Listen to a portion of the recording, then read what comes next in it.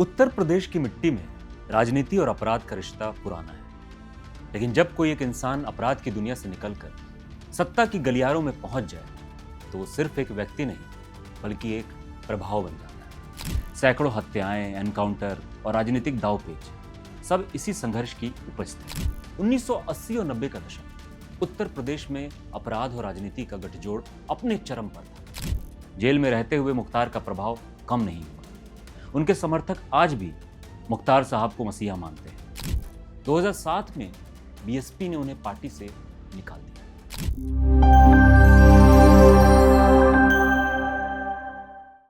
नमस्कार दोस्तों, मेरा नाम है इंद्र मोहन और ये कहानी है मुख्तार अंसारी की। एक ऐसा नाम जिसे सुनते ही ना सिर्फ पूर्वांचल बल्कि पूरे उत्तर भारत में सन्नाटा छा जाता है। कभी बाहुबली, कभी विधायक, कभी अपराधी, लेकिन हमेशा चर्चा में रहने वाला वो चेहरा। मुख्तार अंसारी का जन्म हुआ था 1950 के दशक के आखिर में उत्तर प्रदेश के मऊ जिले में एक बेहद प्रतिष्ठित और शिक्षित परिवार में। उनके दादा थे डॉक्टर मुख्तार अहमद अंसारी, जो भारतीय राष्ट्रीय कांग्रेस के अध्यक्ष रह चुके थे और जो महात्मा गांधी के करीबी सहयोगी माने जाते थे। कहने को परिवार राजनीतिक और विद्वानों वाला था, लेकिन किस्मत ने मुख्तार को एक अलग रास्ते पे धकेल दिया। किशोर उम्र में ही वो स्थानीय गुटबाजी और ठेकेदारी के झगड़ों में शामिल हो गए। धीरे धीरे मऊ, गाजीपुर और वाराणसी के अपराध जगत में उनका नाम फैलने लगा। 1980 और 90 का दशक उत्तर प्रदेश में अपराध और राजनीति का गठजोड़ अपने चरम पर था। मुख्तार ने शुरुआत की ठेकेदारी और रंगदारी से। रेलवे, पीडब्ल्यूडी और बिजली विभाग के बड़े ठेके उनके नाम होने लगे। उनका पहला बड़ा गैंग था अंसारी गैंग। लेकिन असली मोड़ आया जब ब्रजेश सिंह नामक एक और बाहुबली से उनकी दुश्मनी शुरू हुई। यह दुश्मनी बाद में पूर्वांचल के सबसे खून खराबे वाले गैंगवार में बदल गई। सैकड़ों हत्याएं, एनकाउंटर और राजनीतिक दांवपेच सब इसी संघर्ष की उपज थे। मुख्तार अंसारी ने महसूस किया कि असली ताकत सिर्फ बंदूक में नहीं बल्कि विधानसभा में होती है। 1995 में उन्होंने बहुजन समाज पार्टी बीएसपी से राजनीतिक में कदम रखा। फिर क्या था, मऊ विधानसभा सीट उनका गढ़ बन गई। उन्होंने लगातार 5 बार विधायक के तौर पर जीत दर्ज की। उनकी पकड़ इतनी मजबूत थी कि मऊ में कोई राजनीतिक रैली उनके बिना सफल नहीं मानी जाती थी। लोग उन्हें रॉबिन हुड भी कहते थे, क्योंकि वो गरीबों की मदद करते, बीमारों का इलाज करवाते और जनता के मुद्दे उठाते। लेकिन पुलिस रिकॉर्ड में वो मोस्ट वांटेड क्रिमिनल बने रहे। मुख्तार की असली पहचान बनी उनके दुश्मन ब्रजेश सिंह से चली लंबी गैंगवार से। दोनों के बीच लड़ाई सिर्फ ताकत की नहीं बल्कि वर्चस्व की थी।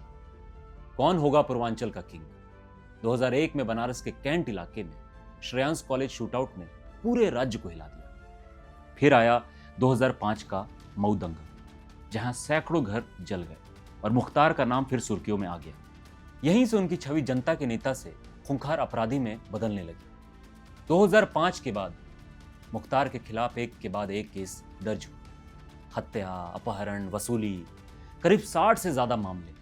लेकिन हर बार वे राजनीतिक की ढाल में बचते रहे। कभी गाजीपुर जेल, कभी बांदा, कभी लखनऊ जेल।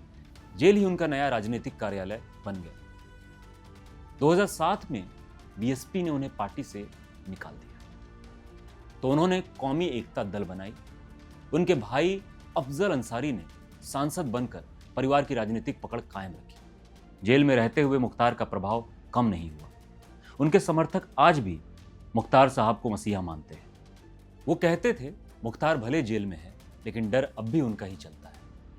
राजनीति में उनकी भूमिका अब भी अप्रत्यक्ष है, लेकिन हर चुनाव में मऊ की राजनीति मुख्तार अंसारी के नाम से ही घूमती है।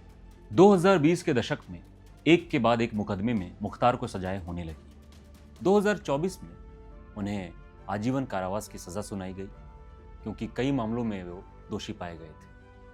2024 में उनका निधन हो गया था। कारण हार्ट अटैक। मुख्तार अंसारी एक ऐसा नाम जिसने दिखाया कि भारत की राजनीति कभी कभी अपराध की परछाई में भी खड़ी हो सकती है। वो नेता थे या अपराधी, यह फैसला वक्त करेगा, लेकिन इतना तय है कि मुख्तार अंसारी अब एक नाम नहीं, एक कहानी है जो आने वाले दशकों तक सुनाई जाएगी। खैर, आज के इस एपिसोड में इतना ही। मैं हूं आपका होस्ट इंद्र मोहन।